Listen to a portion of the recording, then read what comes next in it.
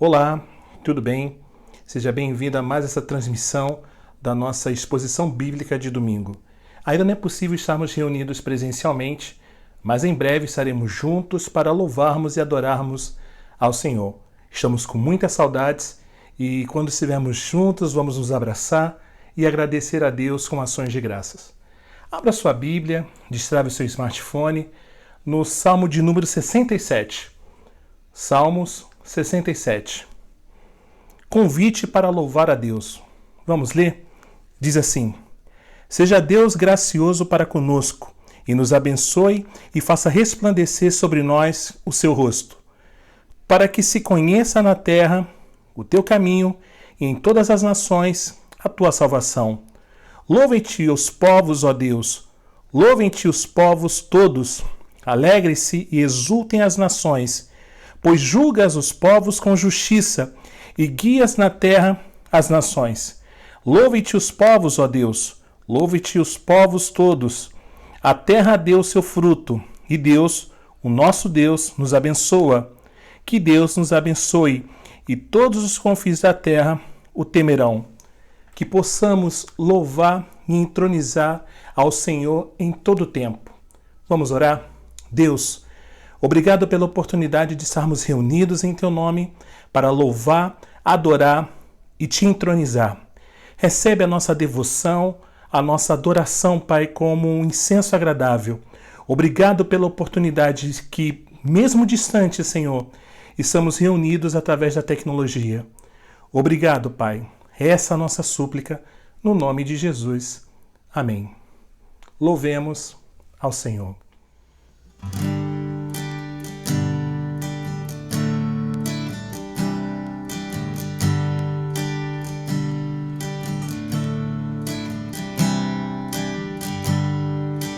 Habita entre nós, fica à vontade aqui, anda no meio de nós, faz teu querer em mim, habita entre nós, traz o teu reino aqui, seca o meu pranto, ó Deus, faz o que queres fazer, faz cumprir em mim tua vontade, faz cumprir em mim o teu reino, vem me transformar, vem tocar-me, faz o teu querer, não o meu. Habita entre nós, fica à vontade aqui, anda no meio de nós, faz teu querer em mim, habita entre nós, traz o teu reino aqui, seca o meu pranto, ó Deus, faz o que queres fazer, faz cumprir em mim tua vontade, faz cumprir em mim o teu reino, vem me transformar,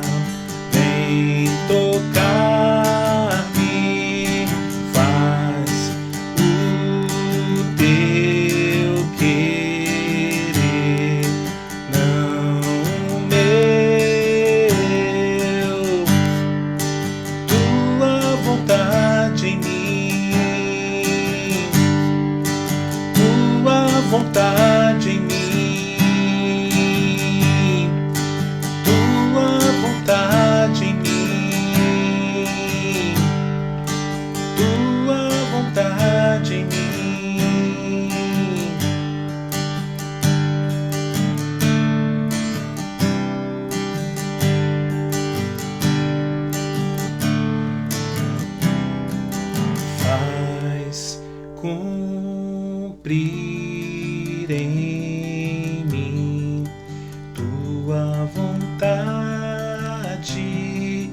faz cumprir em mim o teu reino, vem me transformar, vem tocar-me, faz o teu querer, não o meu.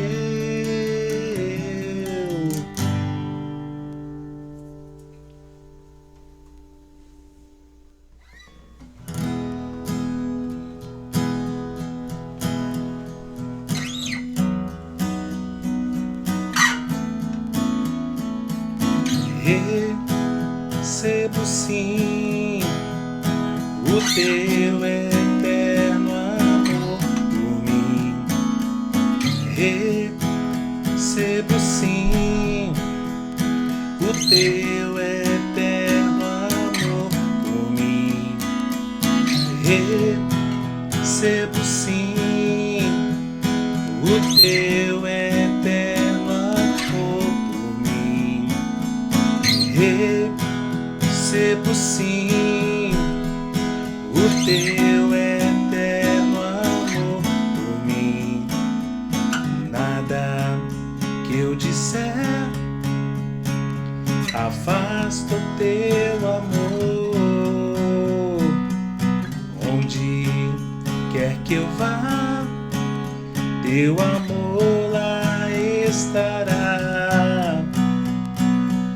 Nada que eu fizer te fará me amar mais.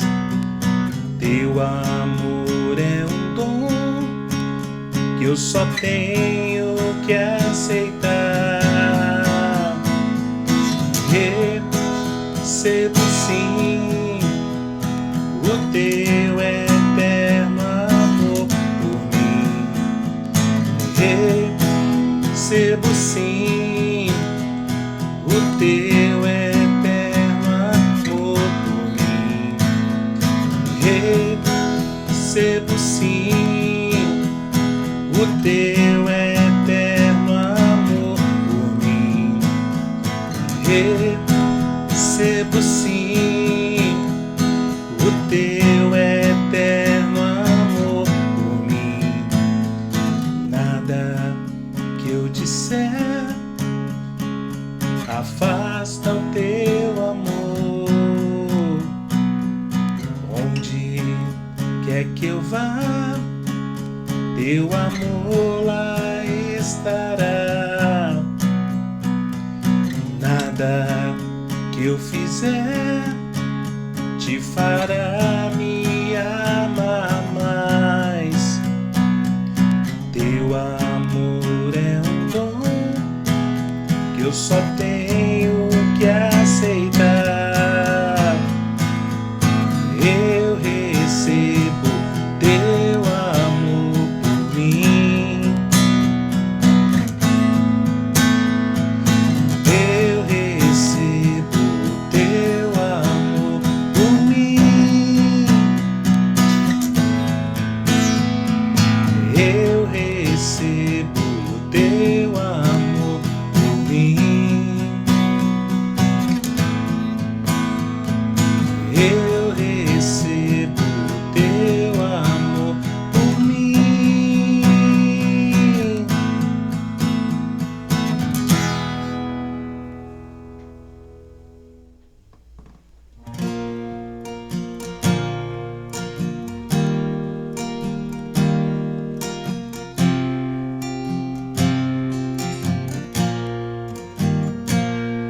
O de cruz se erigiu, belo dia fugiu, como emblema de vergonha e dor.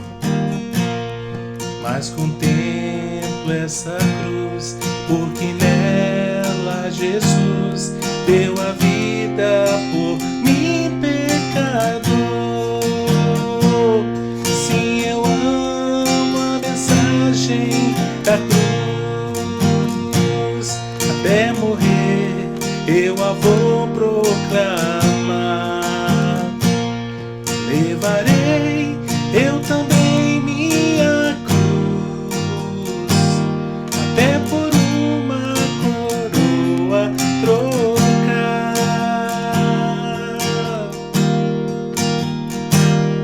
Veja a glória dos céus, o Cordeiro de Deus, ao Calvário humilhante baixou. Essa cruz tem pra mim atrativo sem fim, porque nela Jesus me salvou. Sim, eu amo a mensagem da cruz, até morrer eu a vou proclamar. Levarei eu também minha cruz, até por uma coroa trocar. Nessa cruz padeceu e por mim já morreu meu Jesus para dar-me o perdão. Eu me alegro na cruz, dela vem graça e luz para minha santificação. Sim, eu amo a mensagem da cruz, até morrer eu a vou proclamar. Levarei eu também minha cruz, até por uma coroa trocar. Eu aqui com Jesus, a vergonha da cruz, quero sempre levar e sofrer. Cristo vem me buscar e com Ele no lar uma parte da glória hei de ter. Sim, eu amo a mensagem da cruz, até morrer eu a vou proclamar. Levarei eu também minha cruz, até por uma coroa trocar. Sim, eu amo a mensagem da cruz, até morrer eu a vou proclamar. Levarei eu também minha cruz, até por uma coroa trocar.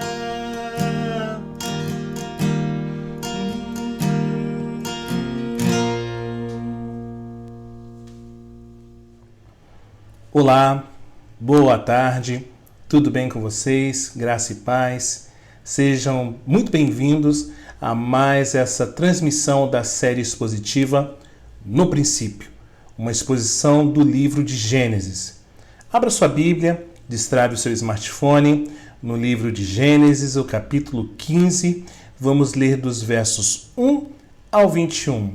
Gênesis, capítulo 15, dos versos 1 ao 21. Diz assim a palavra do Senhor. Depois desses acontecimentos, a palavra do Senhor veio a Abrão numa visão dizendo: Não tenha medo, Abrão, eu sou o seu escudo e lhe darei uma grande recompensa. Abraão respondeu: Senhor Deus, que me darás se continuo sem filhos e o herdeiro da minha casa é o Damasceno Eliezer? Abraão continuou: Tu não me deste descendência e um servo nascido na minha casa será o meu herdeiro. E eis que a palavra do Senhor veio a ele dizendo: Esse não será o seu herdeiro, pelo contrário, aquele que será gerado por você, esse será o seu herdeiro. Então o Senhor levou-o para fora e disse: Olha para os céus e conte as estrelas, se puder contá-las. E lhe disse: Assim será a sua posteridade. Abrão creu no Senhor, e isso lhe foi atribuído para a justiça. O Senhor disse também: Eu sou o Senhor que o tirei de Ur dos Caldeus para lhe dar essa terra como herança. Mas Abrão perguntou: Senhor Deus, como saberei que vou herdar essa terra? O Senhor respondeu: traga-me uma novilha, uma cabra e um cordeiro, cada qual de 3 anos, uma rolinha e um pombinho. Abraão trouxe todos esses animais, cortou-os pelo meio e pôs as metades umas diante das outras. As aves, porém, não cortou pelo meio. Aves de rapina desciam sobre os cadáveres, porém Abraão as exortava. Ao pôr do sol, um profundo sono caiu sobre Abraão, e grande pavor e densas trevas tomaram conta dele. Então o Senhor lhe disse: fique sabendo com certeza que a sua posteridade será peregrina em terra alheia, será reduzida à escravidão e será afligida durante 400 anos. Mas eu castigarei a nação que os escravizar. Depois eles sairão com muitas riquezas. E você irá para junto de seus pais em paz. Será sepultado em boa velhice. Na 4ª geração voltarão para cá, porque a medida da iniquidade dos amorreus ainda não se encheu. Quando o sol se pôs e houve densas trevas, eis que um fogareiro fumegante e uma tocha de fogo passaram entre aqueles pedaços dos animais. Naquele mesmo dia, o Senhor fez aliança com Abraão, dizendo: a sua descendência dê a essa terra, desde o rio do Egito até o grande rio Eufrates, a terra dos queneus, dos quenezeus, dos cadmoneus, dos heteus, dos ferezeus, dos refaíns, dos amorreus, dos cananeus, dos girgaceus e dos jebuseus. Vamos orar? Senhor, obrigado pela leitura da Tua palavra nesse momento. Abre os nossos corações para aprender e sermos ministrados pela Tua palavra. Que o Teu Espírito, Pai, revele aos nossos corações a Tua boa vontade, Deus. É essa a nossa súplica. No nome de Jesus. Amém. Aquele que verdadeiramente teme e obedece ao Senhor pode se ver em uma situação de escuridão sem ter qualquer luz. Pode ser que ande por muitos dias e talvez anos nessa situação. Isaías, no capítulo 50, no verso 10, nos diz: quem há entre vós que tema ao Senhor, que ouça a voz do seu servo? Aquele que andou em trevas, sem nenhuma luz, confie em o nome do Senhor e se firme sobre o seu Deus. Às vezes, nos sentimos no escuro e nos questionamos por que Deus parece tão distante.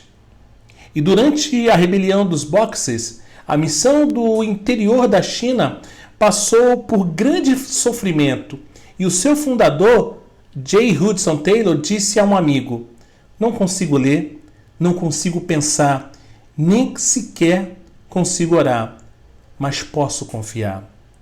Foi um período de trevas, mas Deus, a seu tempo, trouxe a luz. Abraão passou por uma experiência que alguns líderes espirituais chamam de noite escura da alma. O termo vem de um clássico espiritual do século XVI com esse mesmo nome, escrito por São João da Cruz.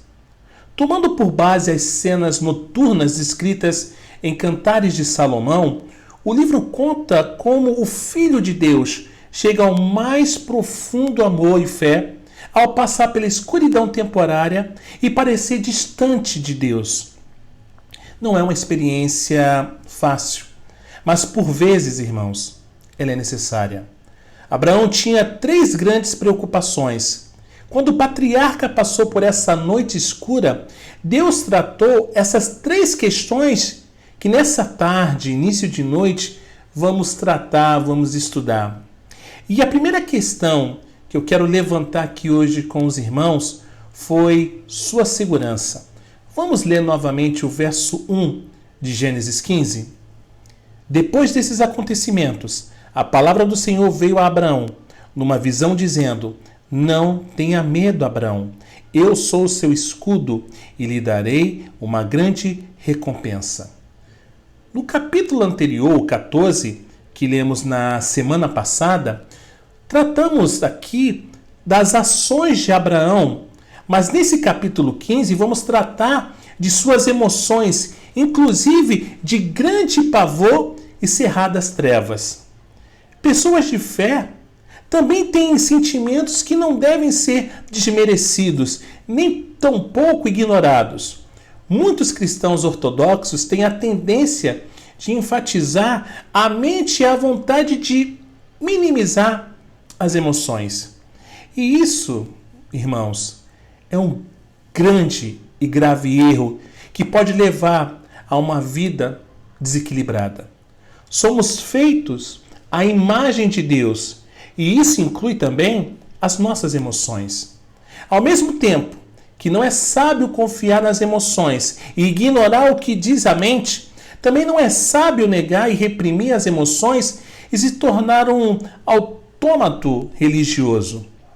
No livro dos Salmos, Davi e outros escritores foram honestos em dizer a Deus aquilo que eles sentiam sobre ele, sobre si mesmos e sobre as circunstâncias, nos dando um exemplo a ser seguido.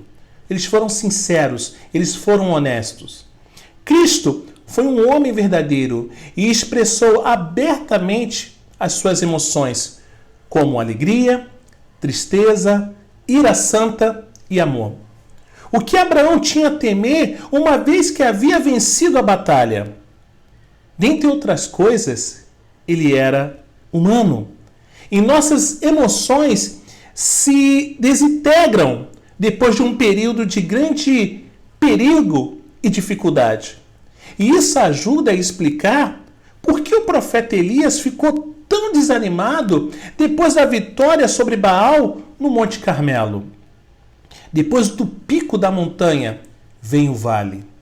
Havia ainda a possibilidade de os 4 reis voltarem com reforços e os atacaram o acampamento de Abraão. Ele sabia que uma derrota como aquela era uma questão muito séria para os reis do Oriente e que não se esqueceriam tão facilmente. E se Abraão fosse morto? O que aconteceria à aliança e à promessa de Deus? Sem dúvida, devemos dar ouvido aos sentimentos e ser honestos sobre eles. O psiquiatra David Viscott disse que quando uma pessoa assume a responsabilidade por seus sentimentos, também assume a responsabilidade por seu mundo. Mas não para por aí. Dedique tempo, irmãos. Dediquemos tempo para ouvir a Deus e receber as palavras de encorajamento do Senhor. Essa é a primeira vez na Bíblia em que encontramos a expressão "a palavra do Senhor veio", e ela é usada mais de 100 vezes no Antigo Testamento. A fé que conquista o medo é a fé na palavra e não nos sentimentos. Deus chamou seu amigo pelo nome. Eu me recordo quando eu era bem pequeno, eu ia sempre fazer compras para minha mãe e os balconistas, das lojas me chamavam pelo nome e me perguntavam como estavam os meus pais, os meus avós, e era incrível. Quando meus pais iam ao banco, normalmente os caixas os reconheciam e os cumprimentavam, Mas hoje em dia, com algumas exceções, vale lembrar, os balconistas e caixas que nos atendem, que me atendem, me consideram apenas mais um número do que uma pessoa. Parece incrível, mas o Deus que dá nome a todas as estrelas e que as enumera, sabe seu nome e se preocupa com suas necessidades. Talvez o mundo, a sociedade hoje, com tanta pressa, não te veja mais como ser humano, não se preocupe com a sua doença, com a sua dor. Talvez te chame pelo número, mas Deus conhece o seu nome. Ele sabe exatamente o que se passa dentro de você e não te ignora. Nessa passagem, também vemos pela primeira vez na Bíblia essas palavras que inspiram confiança. Não temas. Aleluia. Não temas. Deus as repetiu para Isaac, para Jacó e em várias ocasiões para o povo de Israel. As promessas contendo "não temas" em Isaías são ótimas para ler e meditar naqueles momentos em que você está lidando com o medo. O remédio do Senhor para o medo de Abraão foi lembrar a ele de quem era seu Deus. Verso 1: Não tenha medo, Abraão, eu sou o seu escudo, eu lhe darei uma grande recompensa. Eu sou de Deus é perfeitamente oportuno, igreja, quando o homem diz, eu não sou. Salmo 46:10, aquietai-vos e sabei que eu sou Deus. Sua vida é tão grande quanto a sua fé, e sua fé é tão grande quanto o seu Deus. Se você passa o tempo todo olhando para si mesmo, vai ficar desanimado. Mas se você olhar para Deus pela fé, você será encorajado. Deus é nosso escudo e nosso galardão, nossa proteção e provisão. Abraão não precisava se preocupar com outra batalha, pois o Senhor o protegeria. Também não precisava se arrepender de ter perdido a riqueza que o rei de Sodoma havia lhe oferecido, pois Deus iria recompensá-lo de maneiras muito maiores. Essa passagem é o equivalente no Antigo Testamento aos textos de Mateus 6,33 e Filipenses capítulo 4, verso 19. Proteção e provisão, irmãos, são as bênçãos que o mundo está buscando e que os políticos prometem sempre que concorrem a um cargo. E esse ano é ano de eleições municipais, né? E os candidatos vão começar a oferecer aos seus eleitores proteção contra guerras e contra a violência nas ruas, bem como provisão de emprego, saúde, educação, aposentadoria, bem-estar. Algumas das promessas são cumpridas, mas muitas são esquecidas. Mas o Deus Todo-Poderoso é o único que pode fazer promessas de proteção e de provisão e cumpri-las. Salmo 84:11 nos diz, porque o Senhor Deus é sol e escudo, o Senhor dá graça e glória, nenhum bem sonega aos que andam retamente.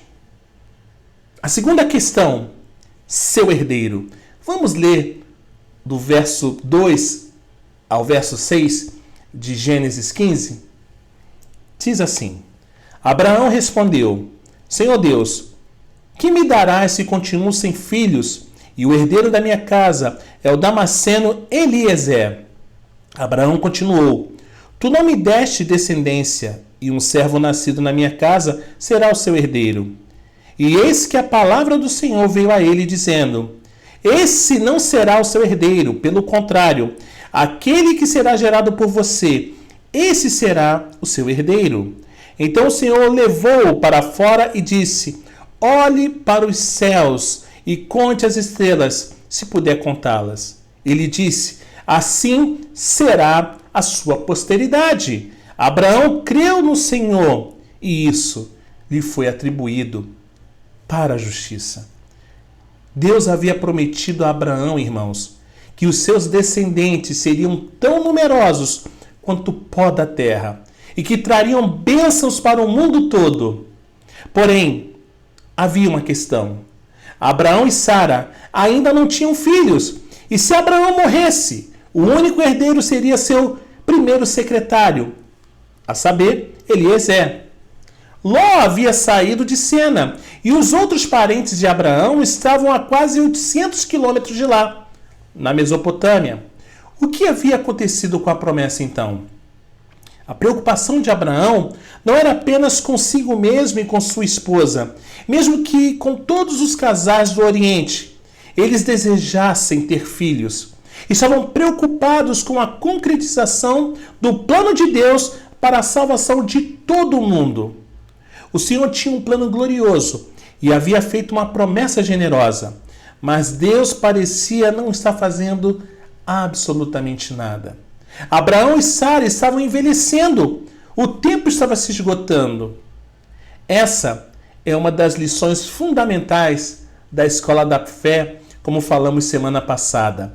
A vontade de Deus deve se cumprir do jeito de Deus e no tempo de Deus. Deus não esperava que Abraão e Sara descobrissem uma forma de ter um herdeiro. Não era essa a questão. Tudo o que pediu foi que estivessem à disposição para que ele pudesse cumprir seu propósito neles e por intermédio deles. Somente isso. O que Abraão e Sara não podiam ver era que Deus estava esperando até que estivessem amortecidos, a fim de que somente o Senhor recebesse todo o poder e glória. É bom compartilhar suas preocupações com o Senhor, mesmo que as coisas que você diz sejam provas da incredulidade ou da impaciência do seu coração. Seja honesto, seja sincero.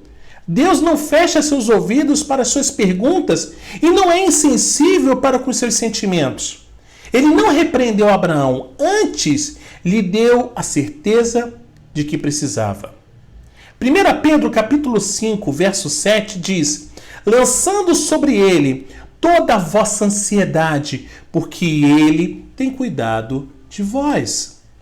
Deus deixou claro, igreja, que somente Abraão seria o pai do futuro herdeiro. A hereditariedade depende da paternidade. Então, de modo comovente, Deus garantiu a Abraão que esse herdeiro seria o pai de tantos descendentes que ninguém conseguiria contá-los. Aleluia! Mesmo quando a vida está escura, você ainda pode ver as estrelas. Aleluia! Abraão estava preocupado, estava procurando a solução para o problema ao seu redor, mas a resposta era buscar a solução lá do alto.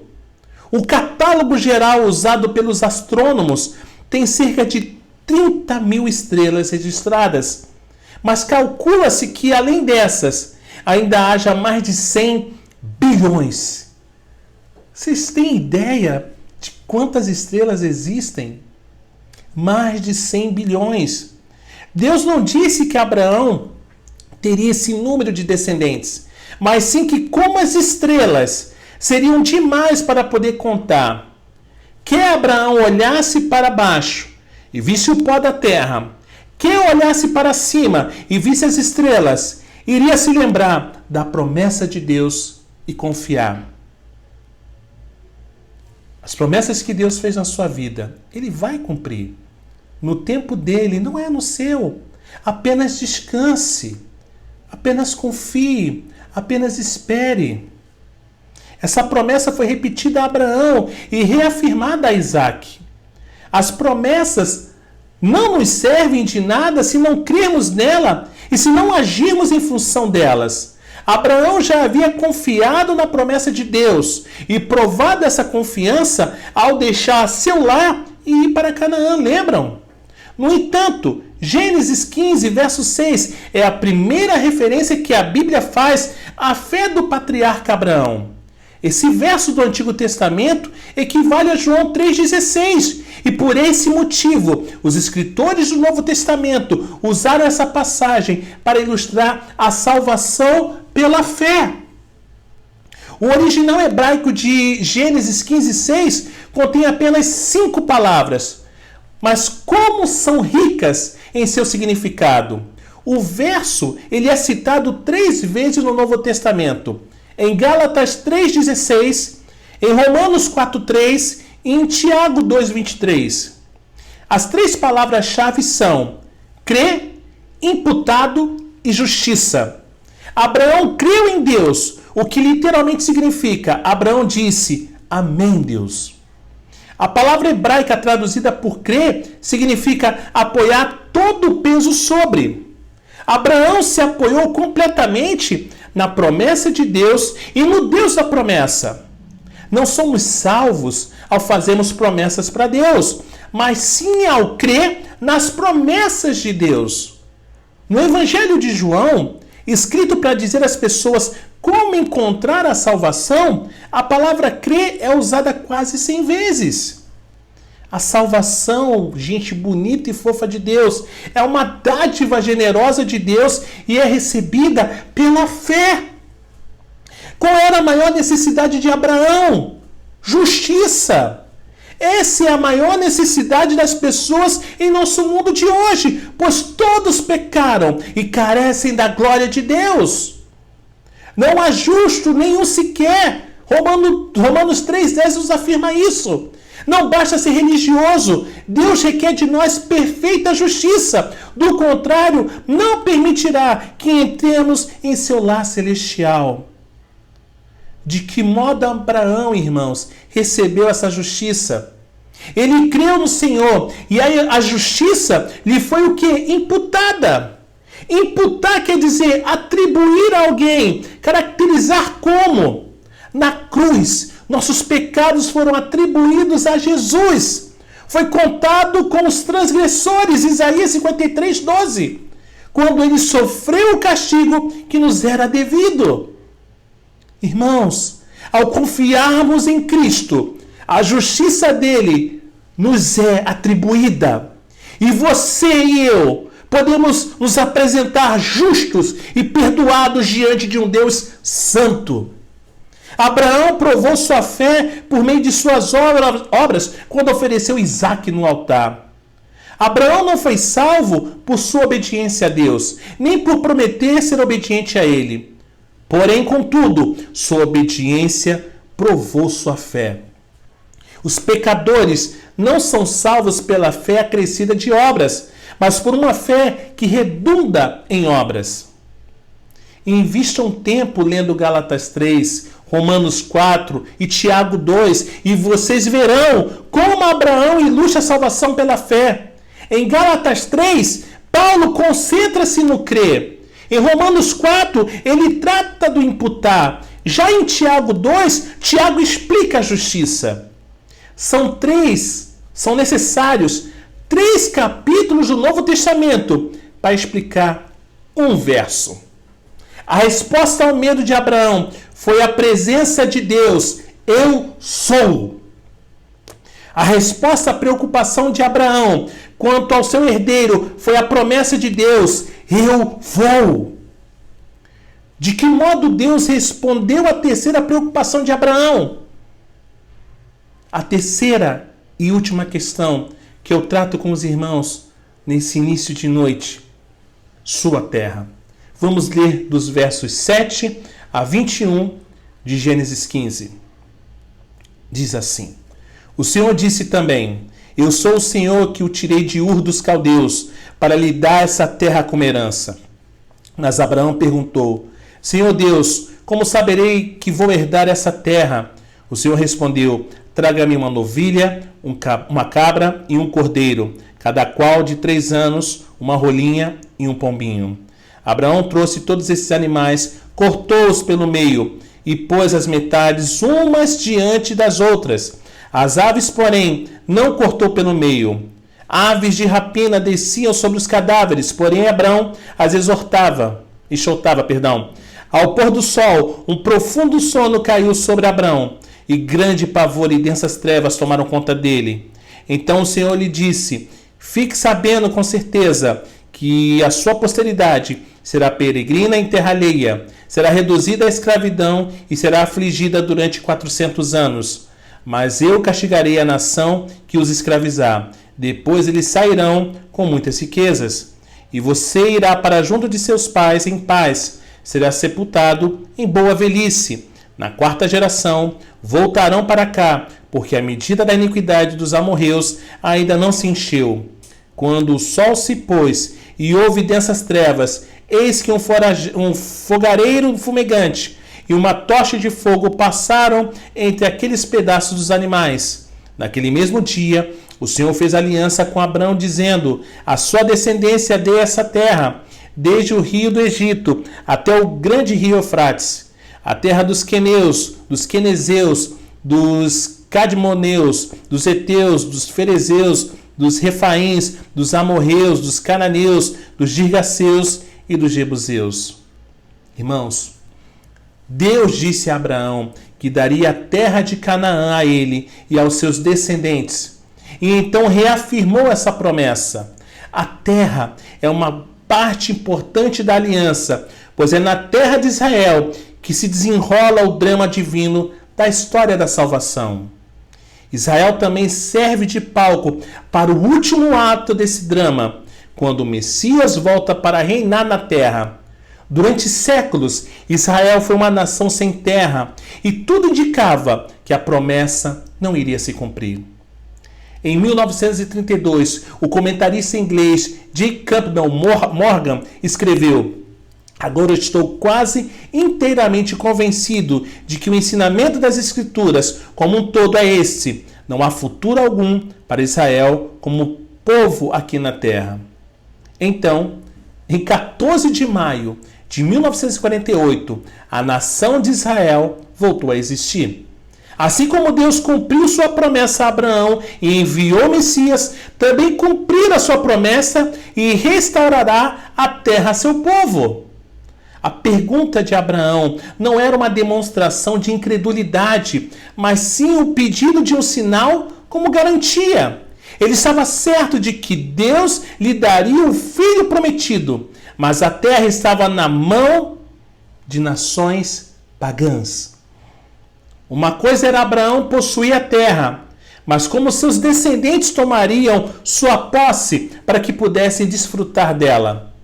A descrição dos versos 9 a 17 mostra aquilo que na época era chamado de aliança de corte.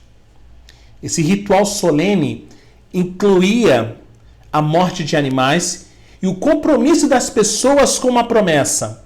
As pessoas que estavam realizando a aliança sacrificavam vários animais e dividiam as carcaças, colocando uma metade de frente para a outra no chão. Então, as partes envolvidas caminhavam pelo meio dos sacrifícios, declarando que, se deixassem de cumprir sua promessa, mereciam o mesmo fim que aqueles animais. Mas, no entanto, não foi o que aconteceu com Abraão. Ele abateu os animais, os colocou no chão e passou o restante do dia espantando as aves de rapina atraídas pela carne e pelo sangue. Quando o sol se pôs, ele caiu em sono profundo. E então Deus apareceu para ele e lhe falou. Mas só Deus passou no meio das partes dos sacrifícios. Foi Deus quem fez as promessas a Abraão, não o contrário. Eram promessas incondicionais. A aliança da graça veio do coração generoso de Deus. Em meio a pavor e cerradas trevas, Abraão ouviu os termos da aliança de Deus e descobriu qual era o plano de Deus para a nação, para ele e para a terra. Jacó e sua família foram para o Egito a fim de ser protegidos por José. Lá cresceram e se transformaram num povo forte. Os judeus chegaram ao Egito como convidados de honra e acabaram tornando-se uma ameaça. Assim, o faraó os transformou em escravos e afligiu-os grandemente. Talvez o fogareiro fumegante fosse um símbolo do sofrimento do povo do Egito. A crueldade do faraó não foi capaz de exterminar a nação, pois Deus tinha planos para o seu povo escolhido. Deus julgou o Egito com 10 pragas e então permitiu que Moisés liderasse o povo em triunfo para fora daquela terra. Os acontecimentos e o tempo de cada um estavam nas mãos do Senhor. Os 400 anos em Gênesis 15 e 13 se referem a todo o tempo que Israel ficou no Egito, desde a chegada de Jacó até o Êxodo. É um número arredondado, pois pelo cálculo de Êxodo 12:40 foram 430 anos. Por que Deus esperou tanto tempo para libertar seu povo? Porque Deus foi longânimo com as nações em Canaã e adiou seu julgamento de modo que tivessem mais tempo para se arrepender. Aqueles que condenaram Israel e Deus pela forma como os cananeus foram tratados se esquecem de que Deus lhes concedeu séculos para se arrependerem de sua perversidade. Os dias da vida de Abraão foram 175 anos, o que significa que ele andou com Deus durante um século. Apesar de seus erros ocasionais, Abraão realizou a vontade de Deus e trouxe bênção para o mundo todo. Essa promessa de Deus deve ter dado grande ânimo a Abraão e Sara durante seus tempos de dificuldades, assim como as promessas de Filipenses 1:6 e Efésios 2:10 servem de encorajamento para as pessoas hoje em dia. Nos serve de encorajamento. No começo da peregrinação de Abraão, Deus lhe disse: vai para a terra que te mostrarei. Mais tarde disse: eu te darei. Então, sua palavra a Abraão foi: a tua descendência dê essa terra. A aliança de Deus declarou que aquela questão estava resolvida. A terra pertencia aos descendentes de Abraão pela linhagem de Isaque. Salomão governou uma região vasta, mas Israel não possuía toda aquela terra. Os reis simplesmente reconheciam a soberania de Salomão e pagavam-lhe tributo. Quando Cristo reina no trono de Davi, a terra de Israel chegará às dimensões completas prometidas por Deus. Glória a Deus. Não importa em Israel crer, a aliança de Deus com Abraão permanece. Ela é incondicional. Seu cumprimento não depende da fé, tampouco da fidelidade de seres humanos. Semelhantemente, a nova aliança estabelecida por Jesus Cristo não depende de as pessoas aceitarem-na ou não. Aqueles que depositam sua fé em Jesus entram nessa aliança e recebem salvação eterna, uma herança eterna e glória eterna.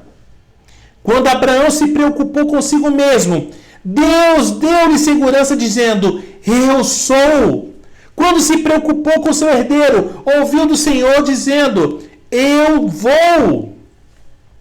Quando sua preocupação foi com a terra, Deus respondeu: eu já te dei. Em Cristo Jesus, Deus dá essas mesmas garantias para seu povo nos dias de hoje. Abraão creu em Deus. E vocês creem? Que Deus nos bendiga. Amém? Glória a Deus. Irmãos, próxima terça-feira, a partir das 19h30, nossa live de oração, tá? Todos estão convidados, transmissão pelo YouTube e pelo Facebook, tá bom? Vocês estão convidados a estarem participando da nossa live de oração.